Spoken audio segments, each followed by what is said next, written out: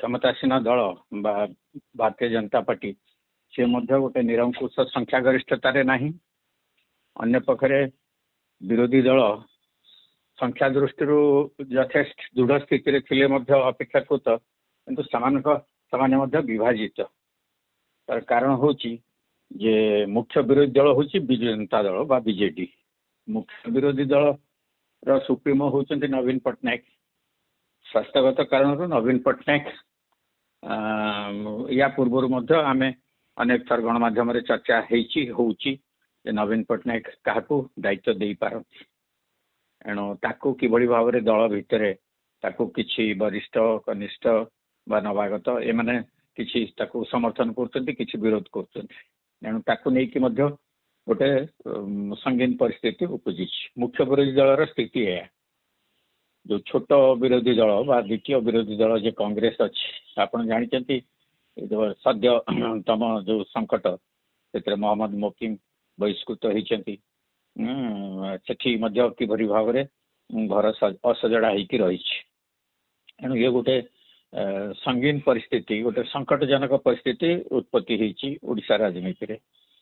शासक दल रे भी आप कहींपर समस्त संतुष्ट अच्छा कहीं आप जानते मंत्रिमंडल गठन हवा दिन ठारू ये 18 मास भितर बारंबार चर्चा हो मंत्रिमंडल पुनर्गठन हम पुनर्विन्यास हम तेणु जो मैंने बाद पड़ते कि वर्तमान मंत्रिमंडल रे जो मैंने अच्छा से भाराक्रांत अच्छा बहु संख्या कम विभाग बहुत एणु जो आशायी संख्या बहुत अधिक रही संगठन आउ सरकार भितर जो भारसाम्य बा संतुलन रक्षा करने कथा से एपर्यंत हो पारिनी कहीं जो आप जानते जो कॉर्पोरेशन बा निगम बा साधारण उद्योग एठी जो से सब जगह सांगठनिक कर्मकर्ता को सब से थैथान करने कथा से कार्य हो पारुनी ना मंत्रिमंडल पुनर्गठन हो पार्टी ना सांगठनिक स्तर में जो मैंने अच्छा कर्मकर्ता से उपयुक्त भाव थैथान कर एभली भाव में गोटे तरल अवस्था रही परिप्रेक्षी में पृष्ठभूमि ये नुआ वर्ष पूर्वर आप जानते जे गोटे नुआ दल गढ़ापी कहीं ये गोटे जरूरी आवश्यकता ओडिशा ओडिशा रे जेहेतु गोटे आंचलिक दल केवल विजु जनता दल रही आ गोटे आंचलिक दल बा विजु जनता दल जेहेतु मुख्य विरोधी दल हिसाब से जो दायित्व संपन्न भाव में कार्य संपादन करने कथा लोकों को विश्वास भाजन हवा कथा से अनेक दृष्टि हो पारना विभिन्न कारण से दायी से दृष्टि से जो पॉलिटिकल स्पेस जहाँ को इंग्राजी में कह जाए से जो स्थान टी रही एणु से स्थान में गोटे नुआ दल आविर्भाव हवार यथेष संभावना अच्छी बोली जो मैंने सब असंतुष्ट अच्छा जो मैंने ये विजु जनता दल असंतुष्ट अच्छा समस्ते जे कांग्रेस बा बीजेपी की चलीजे सेमती नुहे से भितर किसी स्वाधीन चेता लोक अच्छा जो मैंने चाहती नहीं कौन पक्ष को जीवाई सेमती कांग्रेस रु जो मैंने भी चाहिए बीजेपी रु भी जो मैंने चाहिए आसवाई से चाहते गोटे प्लाटफर्म गोटे मंच खोजुंट से दृष्टि गोटे नुआ दल किभली भाव में गठन कर रीतिमत गोटे कसरत चलती बेस किसी दिन है कि मास है एणु आशा करा नुआ वर्ष में बोधे नुआ शुभ खबर देवे गोटे आंचलिक दल ये एक स्वीकार करने को पड़ो जे नुआ जो प्रस्तावित आंचलिक दल जो चर्चा हो गणमाध्यम जो आलोचना हो तार नेतृत्व किए नब सी गोटे सबुठ बड़ जटिल प्रश्न हो रही कहीं गोटे पैन ओडिशा बा समग्र ओडिशा रे गोटे दल को नुआ दिशा दवाई नेतृत्व दवाई बलिष्ठ नेतृत्व दवाई से भली कौन व्यक्तित्व उभा होना तार कारण हूँ जे लोक मैंने ग्रहण करने दरकार विकल्प हिसाब से एणु से नेता जी हे नेता तार नेतृत्व ने लोक मैंने माने पीपुल शुड रिपोज कॉन्फिडेंस तमाने विश्वास को नवा दरकार विश्वास भाजन हवा दरकार लोक मानकर सेटा ये असुविधा होती जो सब दल अच्छा आपन को खाली गोटे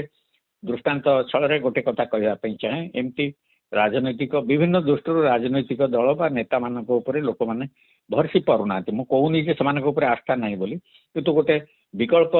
राजनैतिक दल नुआ दल जहाँ आप कहते से भाव में गोटे नुआ दलर किए नेतृत्व ने से भाव में जड़े नेतृत्व सर्वसम्मतिक्रमे उभा हो पारना जो कारण होना कहीं ଏପରିକି ଆଲୋଚନା ହେଉଛି ଅଣରାଜନୈତିକ କ୍ଷେତ୍ରରୁ ମଧ୍ୟ ଜଣେ ସେମିତି ଭାବମୂର୍ତ୍ତି ସମ୍ପନ୍ନ ବ୍ୟକ୍ତି ମଧ୍ୟ ଉଭା ହେଇପାରନ୍ତି, ଯେମିତି କେଜରିୱାଲ ସେଠି ଦିଲ୍ଲୀରେ ନେଲେ। ସେ କୌଣସି ରାଜନୈତିକ ଦଳରେ ନଥିଲେ, ସେ ଗୋଟେ corruption against India India against corruption ସେ ଆନ୍ଦୋଳନ ଭିତରୁ ଆନ୍ନା ହଜାରେଙ୍କ ଆନ୍ଦୋଳନ ଭିତରୁ ସେ ଉଠିଲେ, ସେ ନେତୃତ୍ୱ ନେଇକି ଦିଲ୍ଲୀରେ 10-15 ବର୍ଷ ସେ ଶାସନ କରିପାରିବେ। ସେଭଳି ଭାବରେ ଏଣୁ ଯଦି ରାଜନୈତିକ ଦଳ ଆଉ ରାଜନେତା ମାନେ ଯଦି ବିଶ୍ୱାସ ଭାଜନ ନ ହେଇପାରିବେ ଲୋକମାନଙ୍କର, ତାହେଲେ ଅନ୍ୟ କ୍ଷେତ୍ରରୁ ଲୋକ ନେତୃତ୍ୱ ନେବେ, ସେଥିରେ କୌଣସି ଅସୁବିଧା ନାହିଁ। ଯାହା ବି ହଉନା କାହିଁକି ସେ ତ ନିଶ୍ଚିତ ଭାବରେ ପରବର୍ତ୍ତୀ ସମୟରେ ଲୋକମାନେ ତାକୁ ପରଖିବେ ବା ଅପେକ୍ଷା ରଖିବେ। କିନ୍ତୁ କଥା ହେଉଛି ଯେ ନୂଆ ଆଞ୍ଚଳିକ ଦଳଟି ହବ, ଏଇ ଯୋଉ ସଙ୍ଗୀନ ପରିସ୍ଥିତି ଏଇଖିଣି ଉପୁଜିଛି ଉଭୟ ଶାସକ ଆଉ ବିରୋଧୀ ଦଳ ପାଇଁ, ଏଣୁ କିଭଳି ଭାବରେ ତାର ରୂପରେଖ ହବ, କ'ଣ ହବ, ସମ୍ଭବତଃ ତାକୁ ନେଇକି ଚର୍ଚ୍ଚା ହେଉଛି ବୋଲି ଯୋଉ ଗଣମାଧ୍ୟମରେ ଆଲୋଚନା ହେଉଛି ବା ସାଧାରଣ ଭାବରେ ଚର୍ଚ୍ଚା ହେଉଛି। ଆପଣ ଯୋଉ କହିଲେ, ମୁଁ ବ୍ୟକ୍ତିଗତ ଭାବରେ କହିବା ପାଇଁ ଚାହେଁନି କିଏ କୋଉଠି ବନ୍ଧୁ ମିଳନ କଲା ବା ବଣଭୋଜି କଲା, ଏ ସମସ୍ତଙ୍କ ଯେହେତୁ ଗୋଟେ ଦିଶାହୀନ ପରିସ୍ଥିତି ଉପୁଜିଛି, ତେଣୁ ସମସ୍ତେ ଖୋଜୁଛନ୍ତି କିଭଳି ଭାବରେ ସେମାନଙ୍କ ରାଜନୈତିକ ଭବିଷ୍ୟତ କିଭଳି ଭାବରେ ଅନିଶ୍ଚିତତା ଭିତରକୁ ଠେଲି ହେଇ ନଯାଉ, ଗୋଟେ ନିଶ୍ଚିତତା ଭିତରେ କିଭଳି ଭାବରେ ରହିବେ, ସେଇ ଖୋଜରେ ସେଇ ଅନୁସନ୍ଧାନରେ ଏଇ ସବୁ କାର୍ଯ୍ୟକ୍ରମ ଚାଲିଛି। ଏଇ ସବୁ ହେଉଛି ଆପଣ ଜାଣିଛନ୍ତି ଗୋଟେ ଫାଇନାଲ ମ୍ୟାଚ୍ ହେବା ପୂର୍ବରୁ ତା ପୂର୍ବରୁ ଆପଣଙ୍କୁ ପ୍ରାକ୍ଟିସ କରିବାକୁ ପଡ଼େ, ରିହର୍ସାଲ କରିବାକୁ ପଡ଼େ, ଆପଣଙ୍କର ବନ୍ଧୁତ୍ୱପୂର୍ଣ୍ଣ ମ୍ୟାଚ୍ ହୁଏ। ଏଇ ସବୁ କସରତ ହେଉଛି, ସେ ରାଜନୈତିକ ଦଳର କସରତ ହେଉଛି ଏହା। ଏଭଳି ଭାବରେ ରାଜନେତା ମାନେ କସରତ କରିଥାନ୍ତି ରାଜନୈତିକ ଗୋଟେ କୌଣସି କିଛି ନୂଆ କାର୍ଯ୍ୟକ୍ରମ ଆରମ୍ଭ କରିବା ପୂର୍ବରୁ। ମୁଁ ଭାବୁଛି ସମ୍ଭବତଃ ସେଭଳି ଭାବରେ କିଛି ପ୍ରକାର କାର୍ଯ୍ୟକ୍ରମ ଯଦିଓ ସେମାନେ ପ୍ରକାଶ୍ୟ ଭାବରେ ବା ଗଣମାଧ୍ୟମରେ ଏଇ ଜିନିଷକୁ ପର୍ଦ୍ଦାଫାଶ କରିବେ ନାହିଁ, କିନ୍ତୁ ଏହାର ଲକ୍ଷ୍ୟ ଆଉ ଉଦ୍ଦେଶ୍ୟ ହେଉଛି ଏହା।